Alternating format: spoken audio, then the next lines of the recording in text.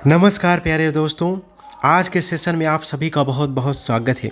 दोस्तों आपको बता दें, हमने प्राचीन इतिहास की एक महत्वपूर्ण सीरीज़ प्रारंभ की है जो कि टेस्टी पीएचडी अन्य प्रतियोगी परीक्षाओं के लिए बहुत महत्वपूर्ण है। दोस्तों इसमें प्रीवियस ईयर के क्वेश्चन होंगे और उनसे संबंधित हम डिटेल में व्याख्या करते हैं जो प्रश्न बन सकते हैं एग्जाम में। अतः आप इस वीडियो को पूरा ज़रूर देखिएगा, तभी आपको पूरे क्वेश्चन समझ में आएंगे, अन्यथा समझ में नहीं आएगा। इसके पूर्व दोस्तों हम प्राचीन इतिहास संबंधित 9 वीडियो अपने चैनल पर अपलोड कर दिए हैं, आप उनको ज़रूर देखिए। अक्सर एग्ज़ाम में जो क्वेश्चन पूछे जाते हैं उनसे संबंधित प्रश्न ही एग्ज़ाम में पूछे जाते हैं, अतः आप इस वीडियो को ज़रूर देखिएगा। ठीक, आज का सेशन शुरू करते हैं। आज के सेशन में दोस्तों हम बौद्ध धर्म के बारे में पढ़ेंगे। इसके पूर्व के वीडियो में हमने जैन धर्म के बारे में विस्तृत जानकारी प्राप्त की थी, उससे संबंधित सारे प्रश्नों को हमने कवर कर लिया था जो एग्ज़ाम में पूछे जाते हैं। हम एक प्रश्न जो प्रीवियस में पूछा जाता है उससे रिलेटेड बहुत सारे प्रश्न बताते हैं आपको, जो परीक्षा में ज़रूर पूछे जाते हैं। ठीक है, बात शुरू करते हैं। बौद्ध धर्म के संस्थापक दोस्तों गौतम बुद्ध थे। गौतम बुद्ध दोस्तों, इनका जन्म दोस्तों 563 ईसा पूर्व में 563 ईसा पूर्व में बैसाख मास के पुष्य नक्षत्र में हुआ था। बैसाख महीने के पुष्य नक्षत्र में हुआ था दोस्तों। इनकी माँ ने एक स्वप्न देखा था। उस स्वप्न इन्होंने देखा था कि इनके गर्भ में एक श्वेत गज ने प्रवेश कर लिया है। ठीक, तो मतलब जो है इनके जब गर्भस्थ होने के समय जो प्रतीक था गज था, गज माना जाता है दोस्तों बौद्ध कला में। और जो इनके जन्म का प्रतीक दोस्तों कमल माना जाता है। क्या माना जाता है? कमल। ये क्वेश्चन पूछा जाता है एग्जाम में दोस्तों। इनकी माता का नाम महामाया था। इनकी माता का नाम महामाया था। एक बार दोस्तों इनकी माता अब नैहर यानी अपने मायके जा रही थी, तो रास्ते मार्ग में मतलब जब जा रही थी दोस्तों, तो एक लुम्बिनी नामक स्थान पड़ता है। ठीक, जो जिसको वर्तमान में रुम्मनदई कहा जाता है। क्या कहा जाता है?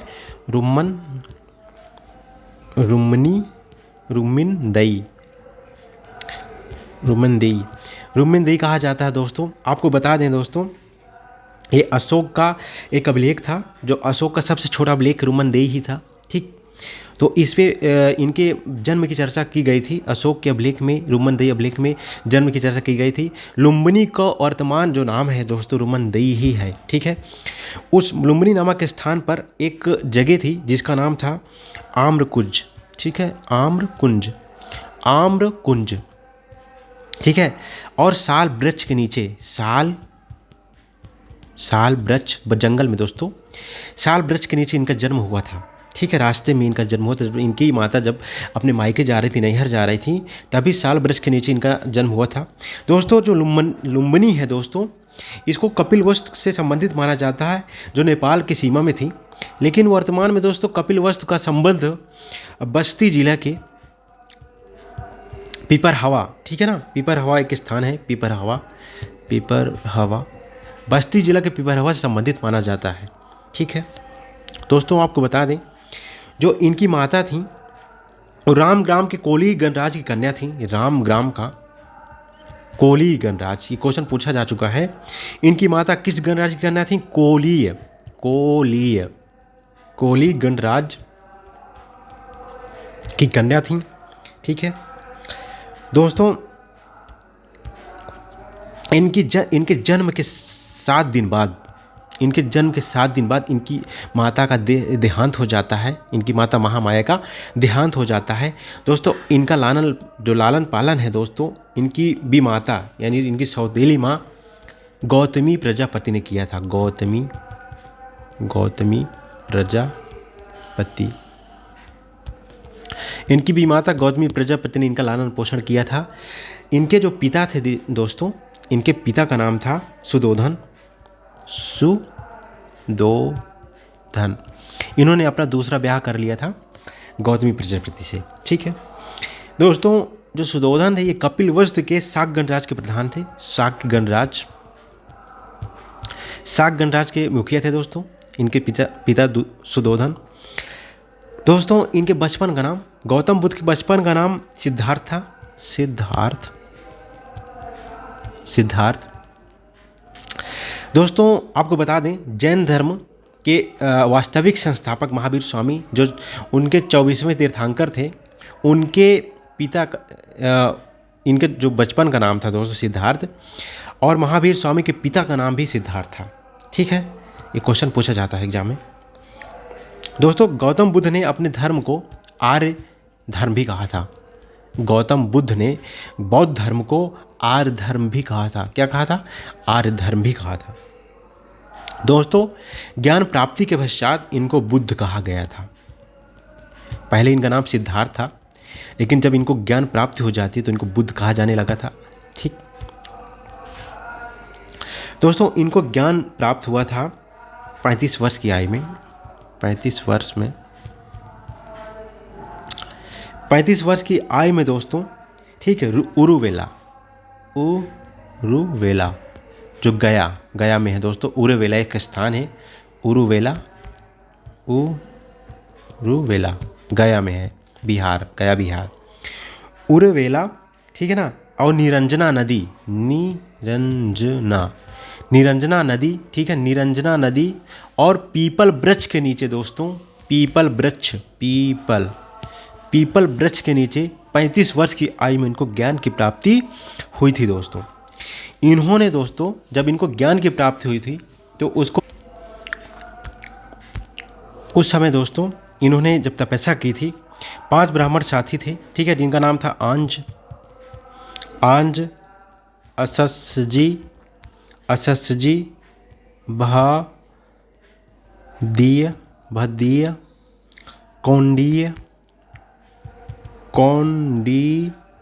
कौंडिन्य और वप्पे। ये 5 ब्राह्मण साथी थे जिनके साथ इन्होंने तपस्या की थी। दोस्तों आपको बताते चलें, 29 वर्ष की आयु में इन्होंने ग्रह त्याग दिया था।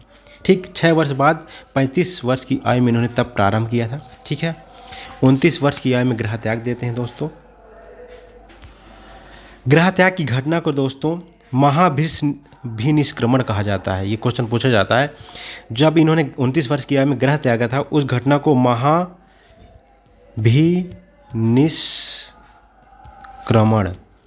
महाभिनिष्क्रमण कहा जाता है उस घटना को दोस्तों। 16 वर्ष की आयु में इनका ब्याह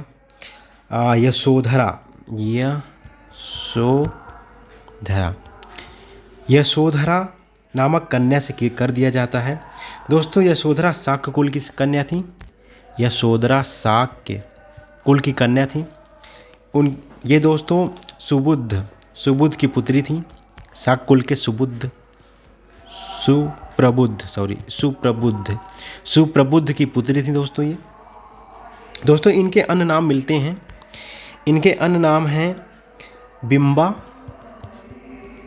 बिंबा, ठीक, और भदकच्छना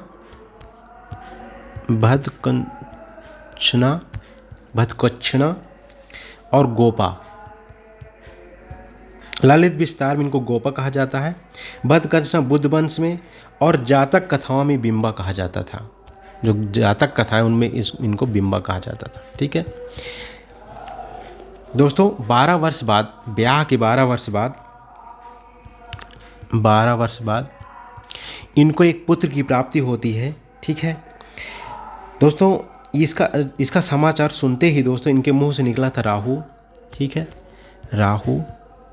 राहु मतलब बंधन। ठीक, बंधन मतलब एक और बंधन की बात, इनके मुंह से निकला था एक और बंधन। ठीक है, तो राहु मतलब नाम से ही उनका नाम राहुल रखा गया था। इनके पुत्र का नाम राहुल था। ठीक है दोस्तों, इन्होंने अपना प्रथम उपदेश ऋषिपत्तनम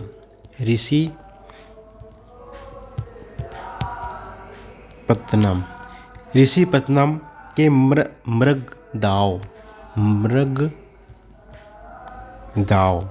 मृगदाव जो सारनाथ में दोस्तों, वहाँ पर इन्होंने अपना प्रथम उपदेश दिया था, जिसे जिसे दोस्तों धर्म चक्र प्रवर्तन कहा गया था। क्या कहा गया था? धर्म चक्र, ठीक है, प्रवर्तन। ठीक है, प्रथम उपदेश की घटना को दोस्तों धर्म चक्र प्रवर्तन कहा गया था। दोस्तों इनका प्रथम वर्षावास सारनाथ के मूलगंध कुटी बिहार में हुआ था। प्रथम वर्षावास सारनाथ के मूलगंध कुटी बिहार में हुआ था। अंतिम वर्षावास वैशाली के वेलू ग्राम में हुआ था। अंतिम वर्षावास वैशाली के वेलू ग्राम में हुआ था दोस्तों। ठीक है दोस्तों, इनकी मृत्यु जिसे महापरिनिर्वाण कहा जाता है, इनकी मृत्यु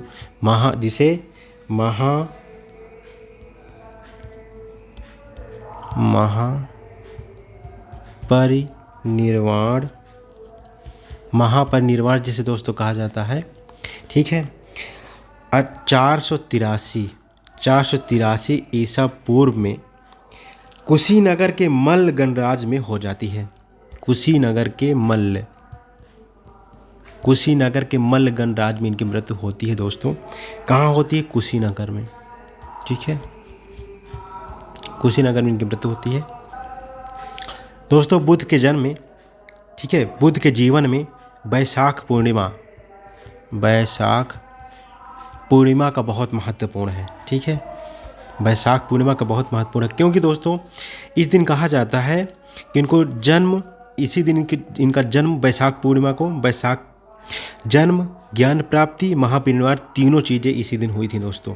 ठीक है, इसे बुद्ध पूर्णिमा भी कहा जाता है। ठीक, वैशाख पूर्णिमा को ही दोस्तों इनको जन्म की प्राप्ति, ठीक है, और ज्ञान की प्राप्ति और महापरिनिर्वाण होता है दोस्तों। ठीक, इसलिए मतलब इस तिथि का इनके जीवन में बहुत महत्वपूर्ण है। इसे बुद्ध पूर्णिमा भी कहा जाता है दोस्तों। ऐसा बताया जाता है कि जन्म लेते ही बुद्ध 7 कदम चले थे और कहा था, मैं अच्छाइयों का उदाहरण बनूंगा, यह मेरा अंतिम जन्म है। दोस्तों इसी समय शाक कुल में 7 प्राणियों का जन्म हुआ था। यशोधरा इनकी पत्नी, यशोधरा, आनंद परम शिष्य जो इनके थे, आनंद नाम था। चन्ना दोस्तों या छंदक इनका सारथी, और कंथक इनके अश्व का नाम क्या था? कंथक याद रखिए, कंथक। और कालुदई मंत्री, और बोधिवृक्ष एवं गौतम बुद्ध। ठीक है दोस्तों, आपको बता दें दोस्तों कि इनमें जो वैराग की भावना उत्पन्न होती है वो मतलब जो है 4 दृश्य देखने के बाद उत्पन्न होती है। इन्होंने जब ये बाहर निकले थे चन्ना के साथ भ्रमण करने के लिए, इनका सारथी चन्ना था दोस्तों, तो उस समय इन्होंने एक वृद्ध व्यक्ति को देखा था। एक वृद्ध व्यक्ति, ठीक, और एक जो है बीमारी से ग्रस्त व्यक्ति देखा था, बीमार व्यक्ति को देखा था इन्होंने, बीमार, और एक मृतक, और एक प्रसन्नचित्त सन्यासी इन्होंने देखा था। इसी समय इनके मन में वैराग्य उत्पन्न हो जाता है और ये 29 वर्ष की आयु में अपनी पत्नी को सोता हुआ छोड़ करके घर से चले जाते हैं। ठीक है दोस्तों, वैशाली में शाक दर्शन के आचार्य अलार कलाम की इन्होंने, जैसे मतलब ये घर से जाते हैं उसके बाद दोस्तों ये वैशाली के शाक दर्शन के मतलब एक गुरु थे, ठीक है ना, अलार कलाम, ठीक है, इनकी शिष्य ग्रहण करते हैं, ये इनके शिष्य बन जाते हैं। ठीक है दोस्तों, ज्ञान प्राप्त के बाद जो पीपल का वृक्ष था दोस्तों, पीपल का वृक्ष जिसे अश्वत्थ वृक्ष भी कहा जाता था, अस्वस्थ वृक्ष, ठीक है, ज्ञान प्राप्त के बाद दोस्तों जो अश्वत्थ वृक्ष था, पीपल वृक्ष था, जिनके नीचे इनको ज्ञान प्राप्ति हुई थी, निरंजना नदी जिसे वर्तमान में फल्गु कहा जाता है, फल्गु निरंजना नदी वर्तमान इसका नाम फल्गु है दोस्तों। इस नदी के किनारे पीपल वृक्ष के नीचे इनको ज्ञान की प्राप्त हुई थी उरावेला में। तो दोस्तों जो अश्वत्थ वृक्ष था उसे बोधि वृक्ष कहा गया, बोधि वृक्ष कहा गया, ठीक, बोधि वृक्ष कहा गया। जो उर्वेला नामक स्थान गया में था, ठीक है, उसे बोध गया कहा गया, जिस स्थान पर इनको ज्ञान प्राप्त हुआ बोध गया कहा गया, ठीक है। और इनका नाम सिद्धार्थ था, सिद्धार्थ से बुद्ध बन गए उसी समय, ठीक है। ये कहा जाता है कि ब्रह्मा ने इनको कई बार सपने में कहा था कि आप उपदेश दें, ठीक है। दोस्तों इन्होंने जब अपना पहला उपदेश दिया था तो 5 ब्राह्मणों को इन्होंने अपना पहला उपदेश दिया था, 5 ब्राह्मणों को, ठीक है। उनके नाम हम बताए थे आपको। दोस्तों कौशल की राजधानी कौशल जनपद था, उसकी राजधानी श्रावस्ती, ठीक है। क्या नाम था उसका? श्रावस्ती। दोस्तों श्रावस्ती में दोस्तों इन्होंने 45 उपदेश दिए थे। श्रावस्ती में दोस्तों इन्होंने 45 उपदेश दिए थे। कुल प्रचार वर्ष 45 था इनका, ठीक है। और दोस्तों जो इन्होंने जो अब श्रावस्ती था दोस्तों, ये सर्वाधिक उपदेश यहीं दिए थे, सर्वाधिक प्रचार यहीं किए थे, उपदेश यहीं दिए थे। और सर्वाधिक अनुयायी जो है श्रावस्ती में ही थे इनके, ठीक है। सर्वाधिक अनुयायी श्रावस्ती में ही थे। इन्होंने जो मतलब जो है जो प्रचार वर्ष था इनका, जब प्रचार किए थे, उपदेश दिए थे, उसका टाइम था 45 वर्ष इन्होंने प्रचार किया था अपने धर्म का, ठीक है ना। लेकिन जो सर्वाधिक प्रचार किया था वो श्रावस्ती में किया था। कहाँ किया था? श्रावस्ती में। क्वेश्चन पूछा जा चुका है एग्जाम में। यहीं सर्वाधिक अनुयायी इनके बने थे, यहीं सर्वाधिक प्रचार इन्होंने किया था, ठीक है। दोस्तों अंत समय में बुद्ध मल्लों की राजधानी पावा पहुँचे थे ये, ठीक है। पावा मल, देखिए जो मल्ल लोग थे उनकी राजधानी पावा थी। तो वहाँ के एक चुंद नामक एक लोहार थे, तो इनके घर में इन्होंने रात व्यतीत की थी। वहाँ पर एक सूकर मद्दप,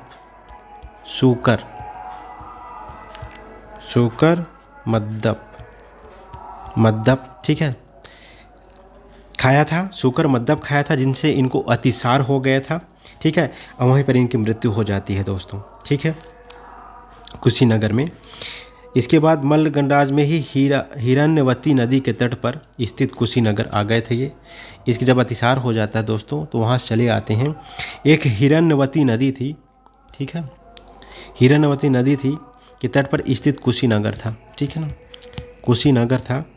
तो वहाँ आ गए थे और वहीं पर दोस्तों, ठीक है, सालवन एक था, सालवन में इन्होंने अंतिम विश्राम किया था और सुभद्र को अपना अंतिम उपदेश दिया था। क्या नाम था? सुभद्र को इन्होंने अंतिम अपना उपदेश दिया था और सालवन में इन्होंने अंतिम विश्राम किया था, ठीक है। और वहीं पर इनकी मृत्यु हो जाती है दोस्तों, ठीक है। दोस्तों प्रतीकों से कुछ चिन्ह, जो प्रतीक थे उससे कुछ प्रश्न बनते हैं एग्जाम में। जो इनके जन्म का प्रतीक था, जन्म का प्रतीक हमने बताया था कमल था, ठीक है। सांड भी था दोस्तों, कमल एवं सांड। गृह त्याग का प्रतीक घोड़ा था। गृह त्याग जब इन्होंने किया था तो इनके घोड़े का नाम हमने कंथक इनके घोड़े का नाम। दोस्तों इनके गृह त्याग का प्रतीक घोड़ा था, ठीक। और ज्ञान जब इनको प्राप्त होता है उसका प्रतीक पीपल बोधि वृक्ष था। ज्ञान प्राप्त का प्रतीक पीपल बोधि वृक्ष जिसे कहा जाता था, जब ज्ञान प्राप्त हो जाती है, ठीक। और जब इनको निर्वाण होता है, ठीक है, महापरिनिर्वाण होता है दोस्तों, तो उसका पद चिन्ह, उसका प्रतीक क्या है? पद चिन्ह, उसका प्रतीक पद चिन्ह है, ठीक है। इनके मृत्यु का प्रतीक स्तूप है, स्तूप। इनके मृत्यु का प्रतीक दोस्तों स्तूप है। इनके निर्माण का प्रतीक पद चिन्ह है और मृत्यु का प्रतीक स्तूप है, ठीक है। दोस्तों इन्होंने वैशाली यानी श्रावस्ती में 21 वास किए थे। कितने? 21, ठीक है। सर्वाधिक प्रचार, सर्वाधिक अनुयायी वैशाली के श्रावस्ती में ही इनके थे।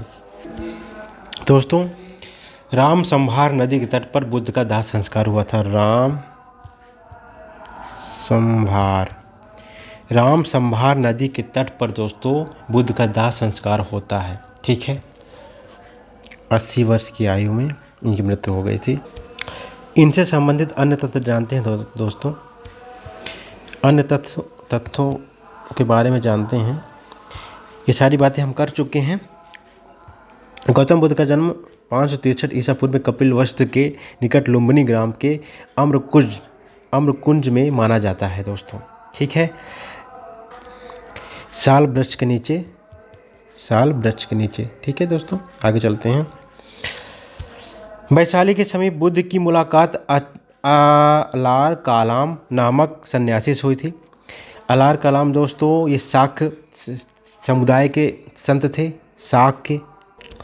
दोस्तों अलार कालाम जो थे इनके गुरु, वो सांख्य दर्शन के मतलब जो है, सांख्य एक दर्शन था, उसके मतलब जो है आचार्य थे, लिखा भी है सांख्य दर्शन के आचार्य थे, सांख्य दर्शन याद रखिएगा।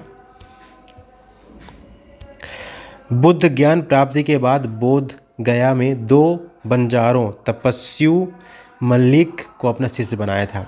जब इनको ज्ञान प्राप्त हुई थी बोध गया में दोस्तों, तो 2 बंजारे तपस्यु और मल्लिक को इन्होंने अपना शिष्य बनाया था। ठीक है,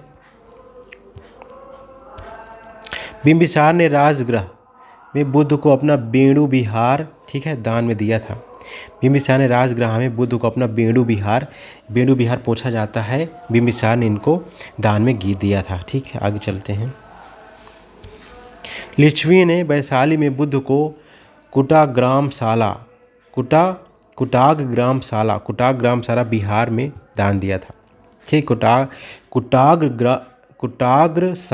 कुटाग्रशाला बिहार दान में दिया था। ठीक है, अब आगे चलते हैं दोस्तों। एक चीज़ हम आपको बता दें, जो बिहार होते थे वो क्या होते थे, भिक्षुओं का आवास। जो भिक्षु होते थे, ठीक है ना, भिक्षुओं के आवास होते थे ये बिहार दोस्तों, भिक्षुओं के आवास होते थे। और चैत्य होते थे दोस्तों। देखिए जो शब्द है दोस्तों, चैत्य एक शब्द यूज होता है ज़्यादा, चैत्य। ठीक है, तो अब इसके बारे में बताते हैं हम आपको।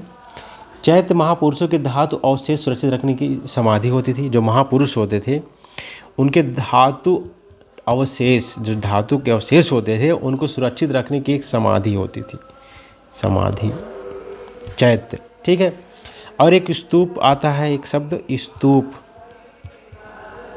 स्तूप दोस्तों मृतक की चुनी हुई अस्थियों को रखने का स्थान। जो मृतक लोग होते हैं उनकी चुनी हुई अस्थियाँ जो होती थी, अस्थियाँ उनको मतलब रखने का स्थान होता था स्तूप। ठीक है, अब आगे देखते हैं। उदयन ने, जो वत्स नरेश थे, उदयन वत्स के राजा थे दोस्तों, घोषिताराम बिहार भिक्षु संघ को प्रदान किया था। यह पिंडोला भारद्वाज से प्रभावित था, पिंडोला भारद्वाज से। ठीक है, आगे चलते हैं। बुद्ध अपना उपदेश, अंतिम उपदेश सुभद्र को हम बता चुके हैं। ठीक है, हम अंतिम उपदेश सुभद्र को देते हैं दोस्तों सालबन में। ठीक है, सालबन में इन्हें अंतिम विश्राम किया था। और साल वृक्ष के नीचे ही इनका जन्म हुआ था। साल लिखिए, वृक्ष के नीचे जन्म हुआ था। और सालबन, ठीक है ना, में इन्होंने जो मतलब जो है गणराज था, ठीक है ना, उस समय एक साल बन था वहाँ पर, तो वहाँ पर इन्होंने अंतिम विश्राम किया था। ठीक है, अब देखिए दोस्तों, जो बौद्ध धर्म के सिद्धांत, उनके बारे में हम समझते हैं। ठीक है, बौद्ध धर्म के सिद्धांत क्या थे। ठीक है दोस्तों, इन्होंने 4 आर्य सत्य दिए थे। ठीक है, 4 आर्य सत्य की बात करते हैं ये 4 आर्य सत्य की बात करते हैं दोस्तों, सत्य, आर्य सत्य, जिसमें से इन्होंने, ठीक है, दुख की बात करते हैं। पहला आर्य सत्य दुख को बताते हैं। दूसरा है दुख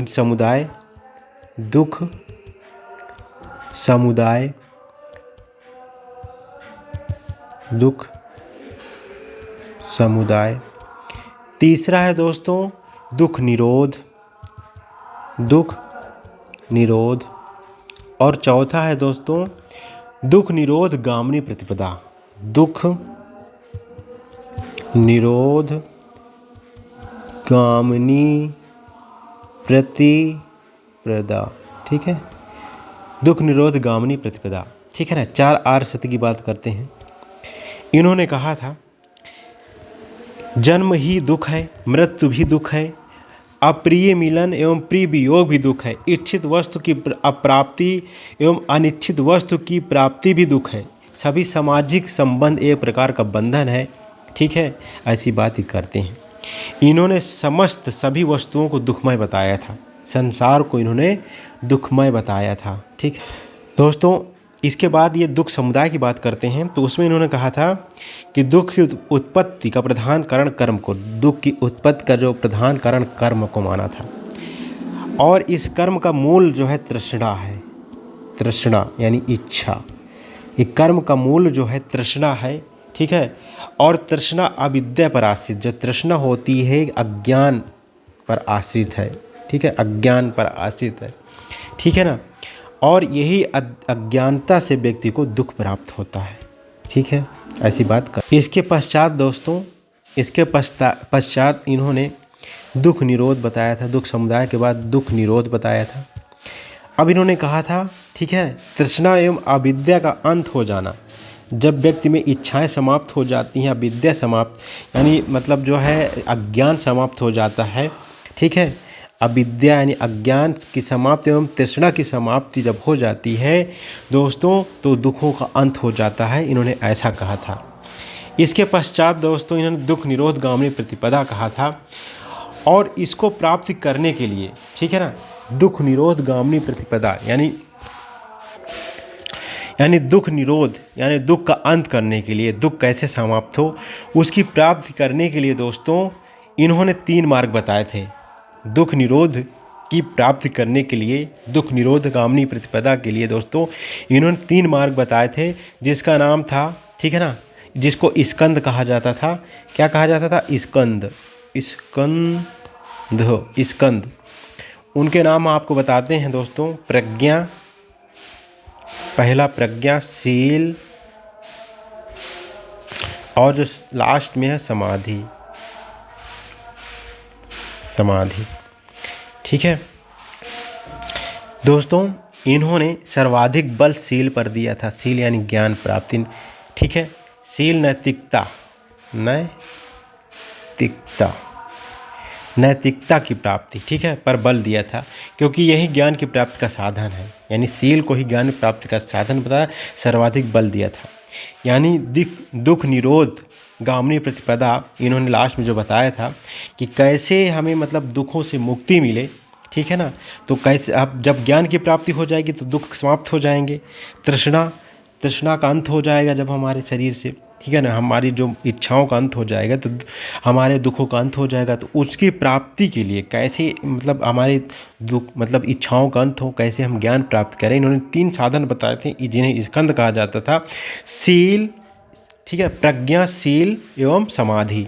ठीक है, जिन्हें दोस्तों जो धर्मचक्र प्रवर्तन सूत्र था, धर्मचक्र प्रवर्तन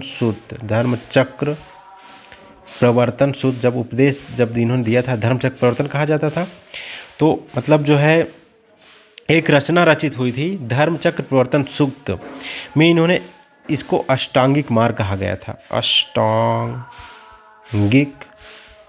अष्टांगिक मार्ग। ये जो 3 शील जो मतलब जो है 3 स्कंद थे दोस्तों इनके, ठीक है, ज्ञान प्राप्ति का जो मार्ग था 3, इसको अष्टांगिक मार्ग कहा गया था। अब देखिए दोस्तों, जो प्रज्ञा थे उनमें 3 थे। जो प्रज्ञा अष्टांगिक मार्ग, प्रज्ञा में 3 चीज़ें थीं। मतलब देखिए, प्रज्ञाशील समाधि को अष्टांगिक मार्ग कहा गया था। इनमें मतलब जो है 3 चीज़ें थीं, जिनका नाम था सम्यक दृष्टि। प्रज्ञा के अंतर्गत आता है सम्यक दृष्टि, सम्यक संकल्प और सम्यक वाणी, ये प्रज्ञा में आता है। इसके पश्चात दोस्तों शील में 2 आते हैं, सम्यक कर्मांत और आजीव। सम्यक आजीव आता है, और जो लास्ट था समाधि, इस पर दोस्तों सम्यक व्यायाम और सम्यक स्मृति आते हैं इसमें, सम्यक स्मृति और सम्यक समाधि भी आता है इसी में। तो ये टोटल मिला करके दोस्तों 8 हो जाते हैं, जो मतलब जो है इसीलिए इसको अष्टांगिक मार्ग कहा गया था। जो मतलब जो है आपके ये स्कंद थे तीनों, तो इनमें 8 प्रकार की बातें कही गई थी। मतलब पहले 3 प्रज्ञा में 3 बातें कही गई थी, शील में 3 बातें कही गई थी और समाधि में 3 बातें कही गई थी। ठीक है दोस्तों, तो बौद्ध धर्म था ये अनिश्वरवादी है, ईश्वर को नहीं मानता है, अनिश्वरवादी है। जो जैन धर्म था वो भी अनिश्वरवादी ही था। ठीक है, अनिश्वरवादी है दोस्तों, और अनात्मावादी है। अनात्मावादी, आत्मा को भी ये नहीं मानते हैं। ठीक है, इन्होंने दोस्तों ईश्वर को कर्ता धर्ता एवं हर्ता का स्वीकार नहीं करते हैं, क्षण भंग में यकीन रखते हैं। ये क्षण भंग में ये यकीन रखते हैं। ये कहते हैं संसार अस्थिर एवं क्षणिक है। जो संसार है अस्थिर है, संसार अस्थिर एवं क्षणिक है, ऐसी बात ये करते हैं दोस्तों। ठीक है, इन्होंने ये पुनर्जन्म में विश्वास रखते हैं। ये पुनर्जन्म विश्वास, देखिए आत्मा में और ईश्वर में विश्वास नहीं रखते, लेकिन पुनर्जन्म विश्वास ये रखते हैं। दोस्तों, बौद्ध धर्म में कर्मवाद की मान्यता प्रधान, जो कर्मवाद है दोस्तों, इसकी प्रधानता है। ये कर्मवाद की बात करते हैं दोस्तों। ठीक है, आपको बता दें दोस्तों, इनके जो क्षणिकवाद सिद्धांत था, ठीक है, बौद्ध धर्म में क्षणिकवाद सिद्धांत दिया गया था। ठीक है, कि मतलब संसार जो है क्षणिक और अस्थिर है। अब हमने ये चर्चा की। ठीक है, इन्होंने कहा था दोस्तों कि मानव व्यक्तित्व 5 स्कंदों यानी पंचखंड से निर्मित होता है। ठीक है, उनका नाम था रूप। मानव व्यक्तित्व 5 खंड से निर्मित होता है। रूप, वेदना, संज्ञा, संस्कार और विज्ञान, इनसे निर्मित मानव व्यक्तित्व इनसे निर्मित होता है दोस्तों। ठीक, इन्होंने 5 इंद्रियों पर बल दिया था। श्रद्धा, वीर्य, स्मृति, समाधि और प्रज्ञा। ठीक है दोस्तों, ये निर्वाण एवं परिनिर्वाण की बात करते हैं। ठीक है, निर्वाण एवं परिनिर्वाण, यानी जिसे महानिर्वाण कहा जाता है। महापरिनिर्वाण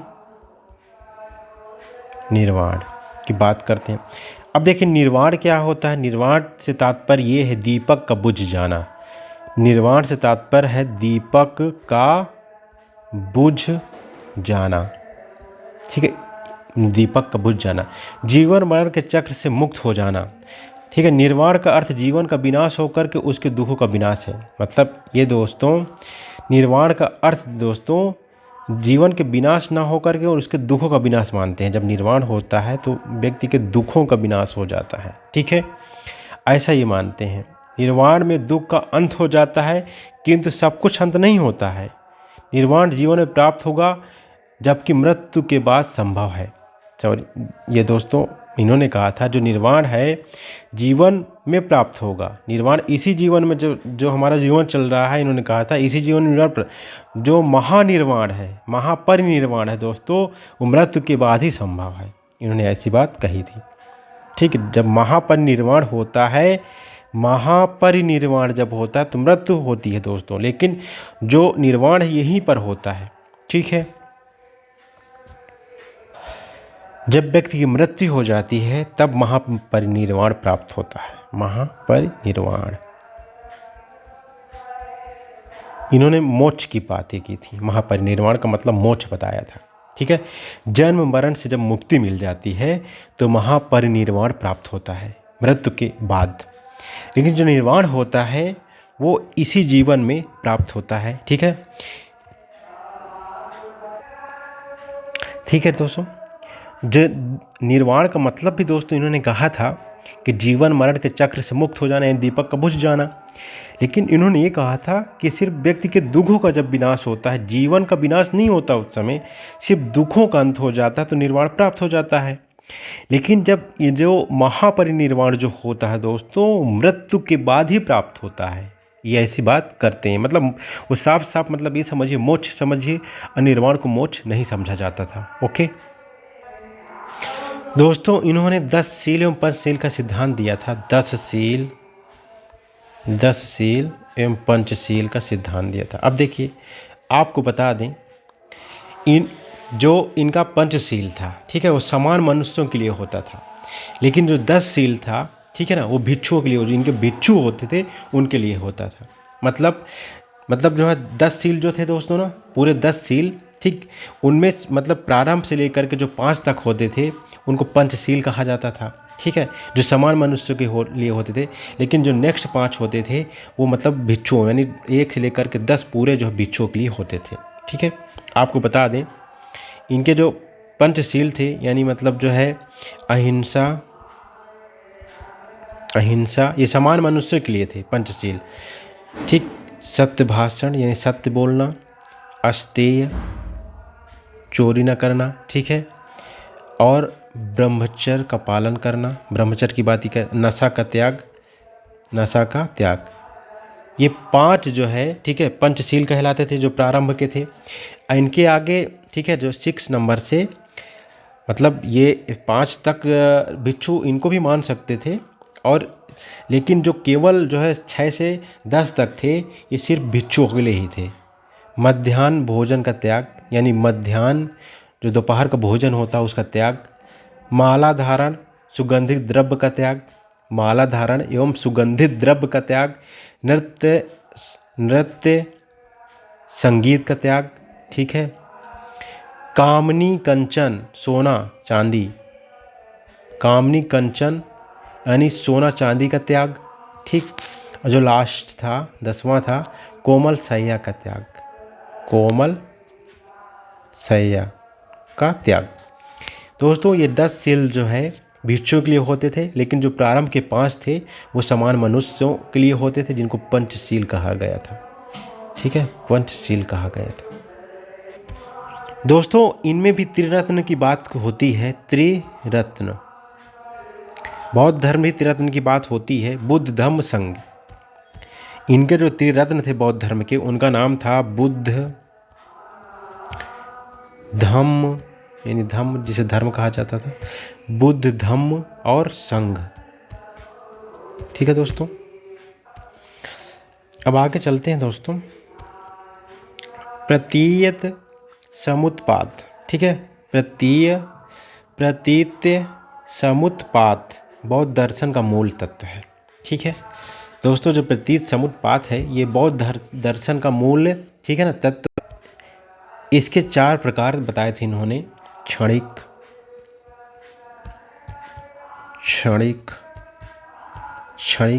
क्षणभंगुर जो हो, प्रकर्षित, ठीक, सांबंधिक, ठीक, और लास्ट वाला था आवस्थिक। जो प्रतीत्य समुत्पाद दोस्तों, इनका जो बौद्ध दर्शन का मूल था, इसके 4 प्रकार इन्होंने बताए थे। इसका आशय होता था दोस्तों, एक जन्म का, ठीक है, एक जन्म का कर्म दूसरे जन्म का कारण बनता है। एक जन्म का कर्म दूसरे जन्म, मतलब जो ये एक जन्म का कर्म जो होगा, जो इस जन्म में हम कर्म करेंगे वो वैसा ही जन्म दूसरा होगा। ठीक है, यही प्रतीत समुत्पाद है दोस्तों। ठीक है, इस पर दोस्तों इन्होंने कहा था कि क्षण भंगवाद, ठीक है ना, क्षण भंगवाद जो इनका एक सिद्धांत है, ये प्रतीत समुत्पाद से ही मतलब उत्पन्न है। ठीक है, क्योंकि मतलब इन्हीं का एक प्रकार है ना। ठीक, हमने बताया था क्षणिक। ठीक, आगे चलते हैं बौद्ध दर्शन में सदाचार नैतिकता पर अधिक बल दिया गया था, मतलब सर्वाधिक शील। हमने बताया था ना, इनके 3 स्कंद थे, ठीक है। दुख निरोध गामिनी प्रतिपदा के अंतर्गत इन्होंने 3 मतलब जो है, ठीक है, जो उसको प्राप्त करने के लिए, ठीक, दुख निरोध गामिनी प्रतिपदा को प्राप्त करने के लिए इन्होंने मतलब जो है 3 मार्ग बताए थे। 3 मार्ग में एक शील था, एक प्रज्ञा थी, ठीक है, और एक समाधि था, ठीक है, समाधि, जिसमें से प्रमुख इन्होंने शील को बताया था। शील यानी नैतिकता, ठीक है, नैतिकता और सदाचार पर ज़्यादा बल देते हैं। इन्होंने दोस्तों मध्यम मार्ग अपनाया था, मध्यम मार्ग की बात करते थे, ठीक है। इनका दर्शन दोस्तों क्षणिकवादी है। ये कहते हैं संसार क्षणभंगुर है, ठीक है, अस्थिर है। दोस्तों बौद्ध दर्शन नितांत कर्मवादी, हमने बताया ना, ये कर्म पर विश्वास करता है। यही कर्म पे विश्वास करने की वजह से इनका जो मतलब मूल तत्व है दोस्तों, प्रतीत समुत्पाद है। इसमें कर्म की बात की गई कि एक कर्म, एक जन्म का कर्म दूसरे मतलब जन्म का कारण बनता है, ठीक है। बौद्ध दर्शन अनात्मावादी है। जैन आत्मा में विश्वास करते हैं। देखिए, जो जैनी थे वो आत्मविश्वास करते थे, लेकिन बौद्ध धर्म आत्मविश्वास नहीं करते हैं, ठीक है।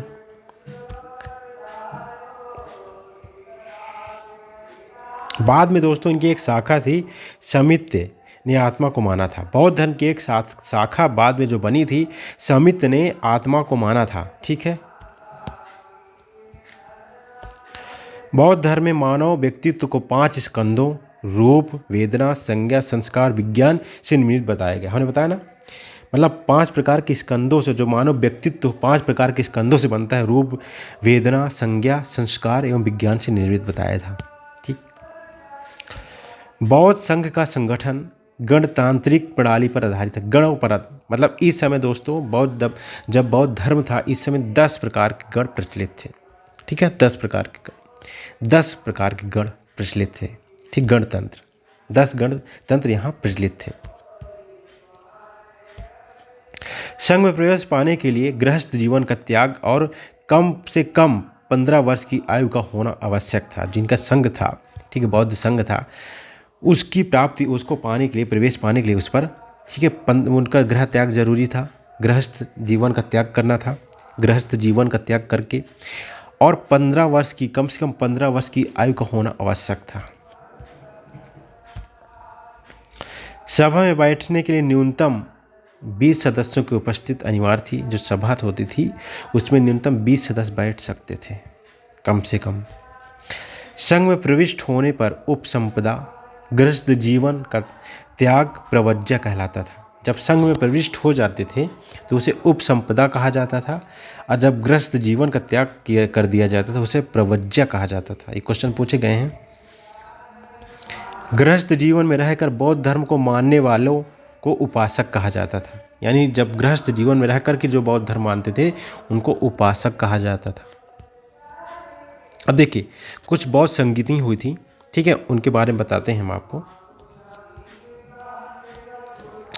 इसमें प्रथम बौद्ध संगीति जो हुई थी ये 483 ईसा पूर्व के आसपास हुई थी।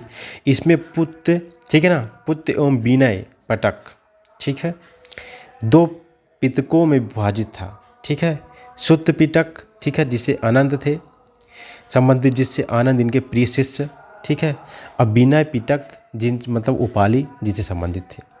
दोस्तों आपको बताते चलें, बौद्ध धर्म में दोस्तों त्रिपिटक की रचना हुई थी। त्रिपिटक तो उनमें से 3 पिटक थे पाली भाषा में रचित थे। जो गौतम बुद्ध थे इन्होंने जो अपना उपदेश दिया था मगधी भाषा में दिया था, मगधी भाषा में दिया था, ठीक। त्रिपिटक दोस्तों एक था विनय पिटक, ठीक है, विनय पिटक, सुत्त पिटक और अधिधम्म पिटक,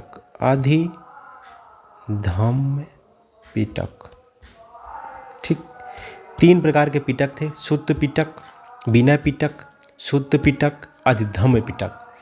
जो विनय पिटक था दोस्तों, जो विनय पिटक मतलब जो प्रथम बौद्ध संगीत हुई थी, इसमें सुत्त पिटक और बिना पिटक, ठीक है ना, ये मतलब जो है इनके जो पिटक थे उस पर ये विभाजित हो गया था। प्रथम जो बौद्ध संगीति हुई थी, यानी आनंद, और जो पहले के सुत्त पिटक के आनंद थे और जो बिना पिटक था इसके उपाली, ये गौतम बुद्ध के शिष्य थे।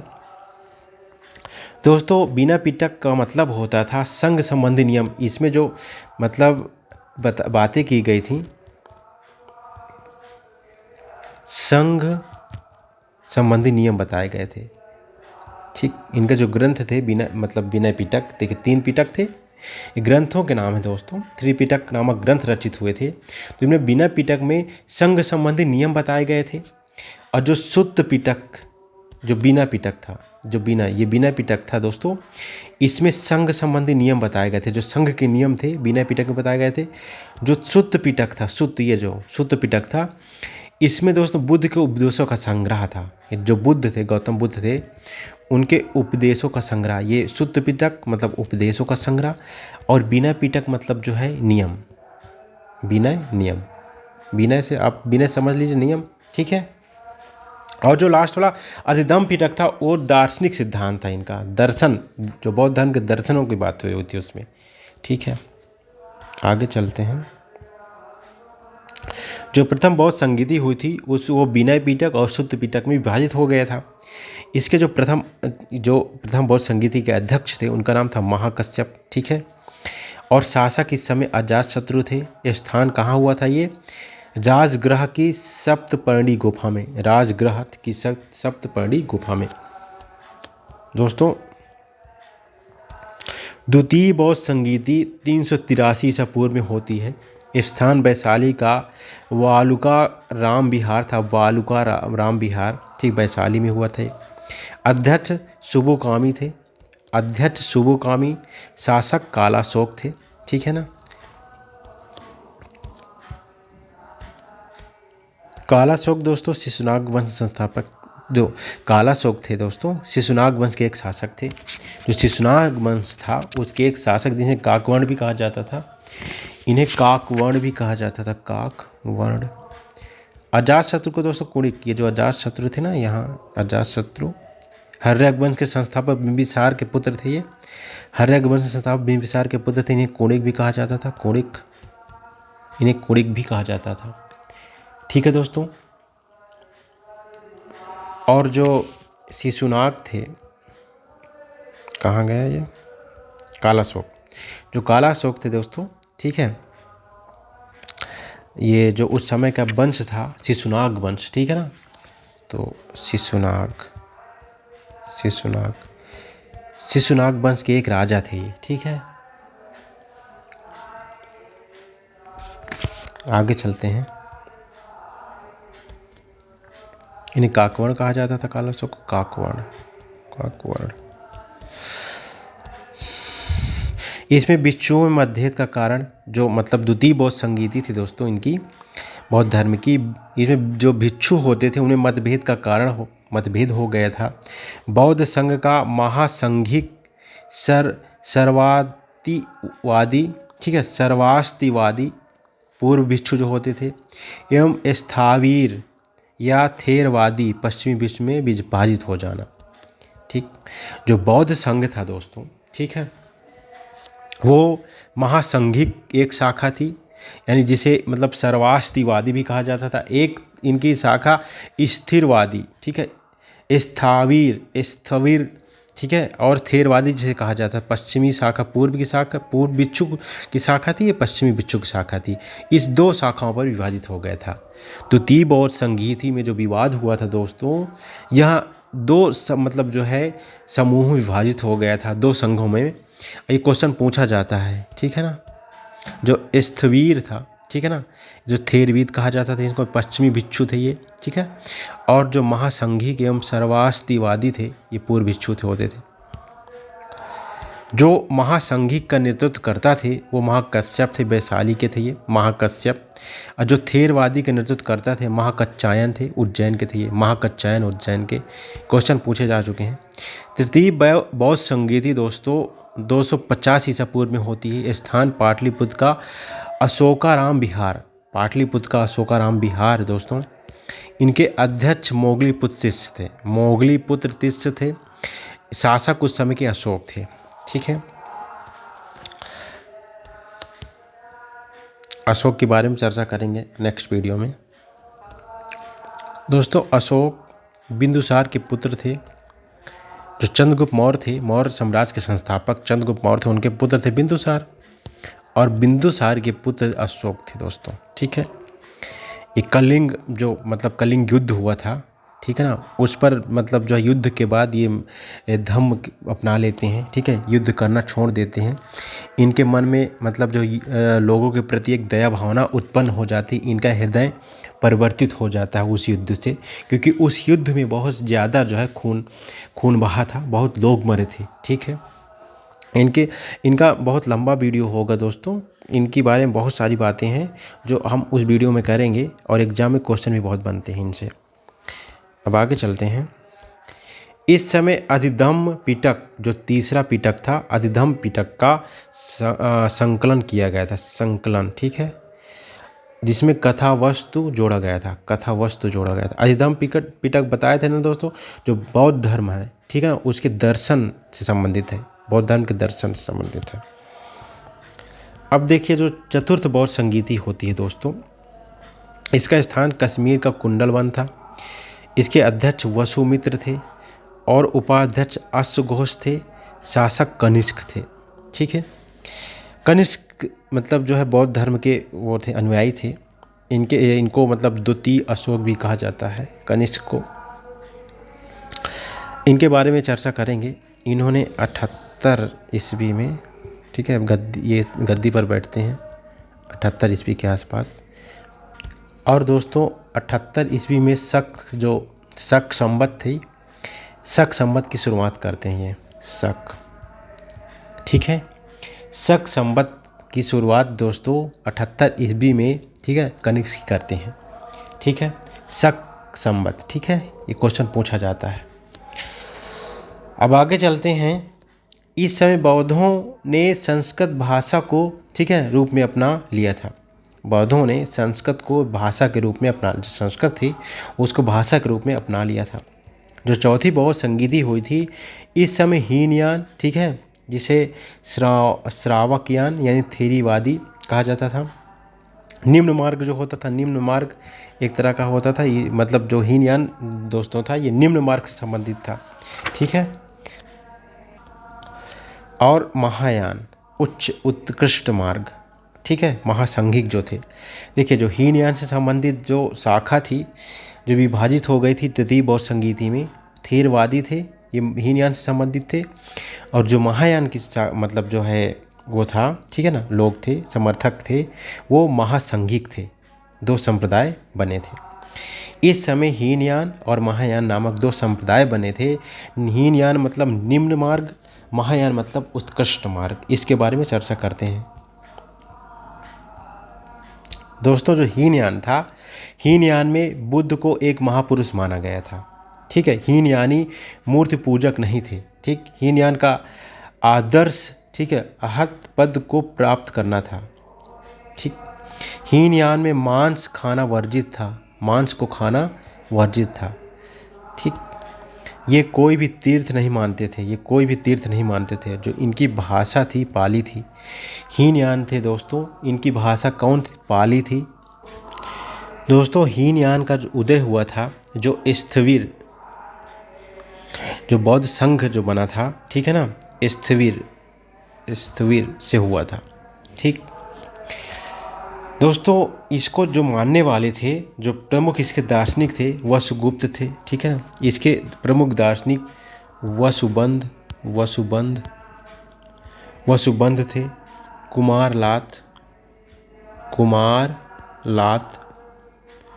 कुमारलात और इतसिंग प्रमुख, मतलब इसके जो है प्रमुख दार्शनिक थे। इतसिंग के बारे में आप जानते होंगे, ईरान से जो आए थे। ठीक है दोस्तों, जो इतसिंग थे ना, इतसिंग ये चीन से आए थे, याद रखिएगा। ये ईरान है, चीन से, ये चीनी थे। ठीक है ना, ये चीन से आए थे जिन्होंने नालंदा, ठीक है, नालंदा और विक्रमशिला नामक जो विश्वविद्यालय थे उस समय के, नालंदा विक्रमशिला को मतलब अपने जो यात्रा थी उस पर इन्होंने वर्णन किया था। ठीक है, इत सिंह दोस्तों चीन से आए थे, 7वीं ईसा पूर्व शताब्दी के आसपास आए थे। ठीक है,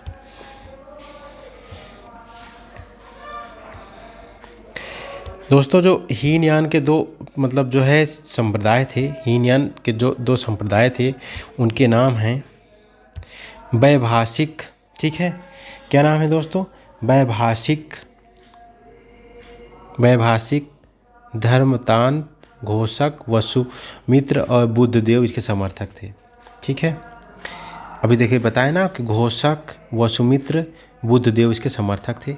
वैशाखी जो हीनयान की शाखाएं थी, संप्रदाय थे, हीनयान के दो संप्रदाय थे। ठीक, वैभाषिक, धर्मत्रात, घोषक, वसुमित्र व बुद्धदेव मतलब जो है इसके समर्थक थे, इस शाखा के, इस संप्रदाय के। सौत्रांत्रिक, ठीक है, एक जो इनके मतलब दूसरा संप्रदाय था हीनयान का, सौतांत्रिक, सौतांत्रिक, ठीक है, सौत्रांतिक, सौत्रांतिक। इस मत का मुख्य आधार सुत्त पिटक है। सुत्त पिटक जो मतलब जो है इनका ग्रंथ था ये मुख्य आधार है। कुमारपाल प्रवर्तक, मतलब कुमारपाल जो है इसके प्रवर्तक हैं। ह्वेनसांग के अनुसार, ह्वेनसांग कहते हैं कुमारपाल इसके प्रवर्तक हैं। ठीक है, इसके बाद दोस्तों महायान, इसका अर्थ होता है उच्च मार्ग, उत्कृष्ट मार्ग, उत्कृष्ट, ठीक है, उत्कृष्ट मार्ग। महायान के जो ग्रंथ सामान्यतः संस्कृत में सारे लिखे गए थे। किस में लिखे गए थे? संस्कृत भाषा में। हीनयान के पाली भाषा में लिखे गए थे। ठीक है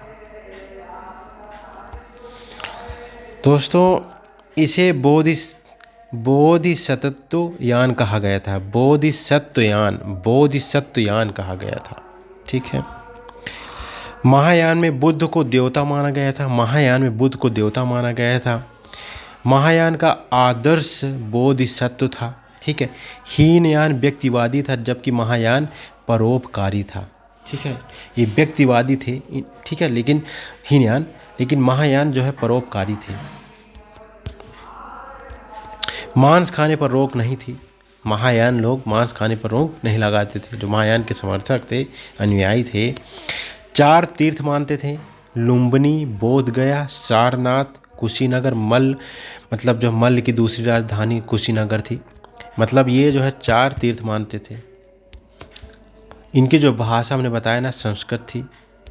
इनके जो प्रमुख संप्रदाय थे, महायान के जो प्रमुख संप्रदाय थे, उनका नाम था माध्यमिकवाद यानी शून्यवाद। माध्यमिकवाद यानी शून्यवाद, इसे सापेक्षवाद कहा जाता है। इसके प्रवर्तक नागार्जुन थे। अन्य प्रचारक आर्थदेव, चंद्रकीर्ति, शांतिदेव, शांतिरक्षित। ठीक है, इसके बाद जो इसके दूसरा संप्रदाय था महायान का, उसका नाम था विज्ञानवाद या योगाचारवाद। विज्ञानवाद या योगाचारवाद। इसके प्रवर्तक मैत्रेय या मैत्रेयनाथ थे। ठीक है, मैत्रेय या मैत्रेयनाथ थे, जिन्हें मतलब जो है जिन्हें भावी बुद्ध कहा जाता था। मैत्रेय, इन्हें भावी बुद्ध, भविष्य का बुद्ध, इन्हें भावी बुद्ध कहा जाता था। असंग, ठीक है, वसुबंधु, इसका विकास किया था। यानी इससे जो है दोस्तों असंग वसुबंधु भी संबंधित थे। विज्ञानवाद, योगाचारवाद, इन्होंने ही इसका विकास किया था। ठीक है, विज्ञानवाद। अन्य संप्रदाय जो थे दोस्तों, अब देखिए महायान और जो है हीनयान के संप्रदाय थे दोस्तों, इनके बारे में मतलब जो है जो क्वेश्चन बनते थे, ये मतलब पूछा जाता है कि कौन, मतलब इनके संप्रदाय कौन थे। ठीक है, इससे क्वेश्चन बनते हैं अक्सर करके, और इनकी मान्यताएं क्या थी ये मतलब पूछा जाता है। अब देखिए जो अन्य समुदाय थे, अन्य संप्रदाय बौद्ध धर्म के अन्य संप्रदाय थे, उनके नाम हैं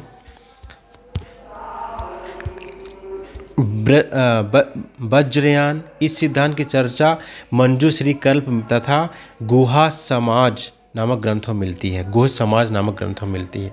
वज्रयान एक सिद्धांत था बौद्ध धर्म का, मतलब एक संप्रदाय था, ठीक है।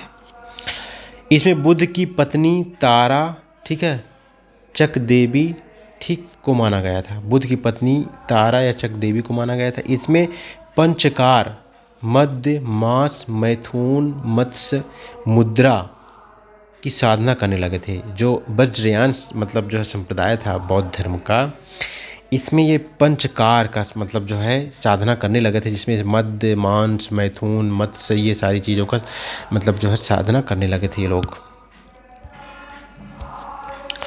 कालचक्रयान, कालचक्रयान के प्रवर्तक मंजूश्री थे। विमल प्रभा टीका इसका ग्रंथ था। कालचक्रयान का ग्रंथ विमल प्रभा टीका था, ठीक। सहजयान, इसमें वज्रयान चक्रयान की रूढ़िवादिता का विरोध किया गया था। जो वज्रयान या चक्रयान थे दोस्तों, ऊपर हमने जो बताया, सहजयान में उनका मतलब विरोध किया गया था, उनकी रूढ़िवादिता का, ठीक है। अब देखिए बौद्ध साहित्य जो थे उनके बारे में चर्चा कर लेते हैं। बौद्ध साहित्य को त्रिपिटक कहा जाता है। त्रिपिटक की बात हम कर चुके हैं, जो पाली भाषा में रचित है। किस भाषा में? पाली भाषा में है। इनके नाम हैं, हमने बताया 3 पिटक थे। सुत्त पिटक, इसमें बौद्ध धर्म के सिद्धांतों का उल्लेख है, बौद्ध धर्म के सिद्धांतों का उल्लेख है, जिसमें से दीघ्घ निकाय, इस पर बुद्ध घोष ने सुमंगल वासनी टीका लिखा था। बुद्ध घोष ने दीघ्घ निकाय में सुमंगल वासनी टीका लिखा था। इसके बाद दोस्तों मिन्झक निकाय से ही पता चलता है कि मतलब ये बाहर भ्रमण के लिए गए थे और 4 दृश्य देखे थे, जिससे इनको वैराग्य उत्पन्न हो जाता है। संयुक्त निकाय, इसका भाग धर्मचक्र प्रवर्तन सूक्त है। जो संयुक्त निकाय है इसका भाग धर्मचक्र प्रवर्तन सूक्त है, ठीक। इसमें अष्टांगिक मार्ग का उल्लेख है। संयुक्त निकाय में अष्टांगिक मार्गों का उल्लेख है, हमने बताया था ना। अष्टांगिक मार्ग, सम्यक दृष्टि, सम्यक वाक, सम्यक कर्मांत, ये सब चीज़ें, सम्यक वाणी, ठीक है। अगुंतर निकाय 16 महाजनपदों का उल्लेख है। अगुंतर निकाय में दोस्तों 16 महाजनपदों का उल्लेख है। खुद्दक निकाय में दोस्तों खुद्दक पाठ, धम्म पाठ, उदान, सुत्त निपाठ, विमान वस्तु, पत्त वस्तु, थेरी गाथा, जातक आदि ग्रंथ शामिल हैं। मतलब खुद्दक निकाय में ये सारे ग्रंथ शामिल हैं, क्वेश्चन पूछे गए हैं। अब इसके बाद दोस्तों आता है विनय पिटक, ठीक है। शुद्ध पिटक के पश्चात विनय पिटक, इसमें बौद्ध भिक्षुओं के आचार विचार की बात है, नियम हो गए। विनय मतलब नियम, आप विनय समझ जाइए, नियम, विनय मतलब नियमों से संबंधित है, ठीक है। मतलब देखिए विनय का मतलब अलग होता है, लेकिन मतलब आप विनय से एक शब्द जोड़िए जिसे आप याद रखने का तरीका है नियम, ठीक है।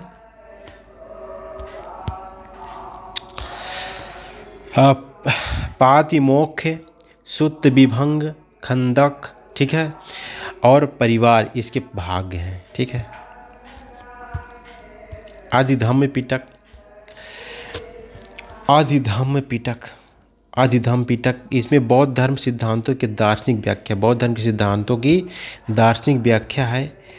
धम्म संगीत, विभंग, धातु कथा, युगल पंचति, कथा वस्तु, यमक, पठान इसके प्रमुख ग्रंथ हैं। अश्वघोष के ग्रंथ, कनिष्क का दरबारी था दोस्तों अश्वघोष। इसने बुद्ध चरित, सौंदरानंद, सारिपुत्र प्रकरण, ठीक है, अब ब्रजसूची नामक जो है ग्रंथ रचित, ब्रजसूची नामक ग्रंथ इन्होंने रचित किए थे। विशुद्ध मग्ग, बुद्ध घोष की रचना, हीनयान का ग्रंथ है ये। विशुद्ध मग्ग जो है बुद्ध घोष की रचना है, ये हीनयान का ग्रंथ है। आदिधम्म घोष, ठीक है, वसुबंधु की रचना है। आदिधम्म घोष वसुबंधु की रचना है, ठीक। देखिए दोस्तों, जो बौद्ध धर्म था उससे संबंधित जितने भी प्रश्न बनते थे हम इस वीडियो पर चर्चा कर लिए हैं, और अन्य प्रश्न जो बनेंगे वो उसको जो मतलब प्रैक्टिस अब जब करवाएंगे हम, बौद्ध धर्म संबंधित हम एक मतलब वीडियो लाएंगे जिसमें प्रैक्टिस करवाएंगे, क्वेश्चन पूछेंगे हम आपसे, तो उस पर कवर करेंगे। ठीक दोस्तों, आज का वीडियो यहीं तक। ठीक है, नेक्स्ट वीडियो में हम कल मिलते हैं, जिसमें हम बौद्ध धर्म और जैन धर्म की समानताओं की बात करेंगे। ठीक है, उनमें समानता क्या थी। जो बौद्ध धर्म के प्रमुख विद्वान थे, जो बौद्ध धर्म को जो मानते थे, बौद्ध धर्म के प्रवेश, सबसे पहले प्रवेश किसने किया? गौतमी प्रजापति, मतलब सबसे पहले इनकी जो भी माता थी उन्होंने प्रवेश किया था। उन और भी बहुत सारे लोग थे, तो उनसे संबंधित सारी चर्चाएँ करेंगे। कल एक और वीडियो बनेगा बौद्ध धर्म से संबंधित दोस्तों, उसमें जो बचे हुए क्वेश्चन हैं उनकी चर्चाएं करेंगे। आज का वीडियो यहीं तक। इसी तरह के बेहतरीन वीडियो पाने के लिए दोस्तों हमारे चैनल को सब्सक्राइब जरूर कर लीजिए। इन्हीं से प्रश्न बनते हैं एग्जाम में, कहीं मतलब बाहर से प्रश्न नहीं आएगी। आपसे मतलब जो है वादा है कि कहीं से हम इतनी मेहनत कर रहे हैं, मतलब जो है जो छोटा से छोटा भी क्वेश्चन कहीं मिलता है जो एग्ज़ाम के दृष्टिकोण से हमें लगता है कि महत्वपूर्ण है, उसको हम नोट कर लेते हैं। ठीक है, और आपको बता देते हैं। अगर जो नोट भी नहीं है, उसके अलावा भी हम ऐसे अपने जो लेक्चर हैं, लेक्चर में आपको बताते ज़रूर हैं उसके बारे में। ठीक है, तो आप इस चैनल को सब्सक्राइब ज़रूर कर लीजिए, और प्रैक्टिस सेट भी करवाएंगे आपको, टेस्ट सीरीज सारी चीज़ें मतलब जो है हमारे चैनल के द्वारा करवाई जाएंगी। ठीक है, thanks for watching this video.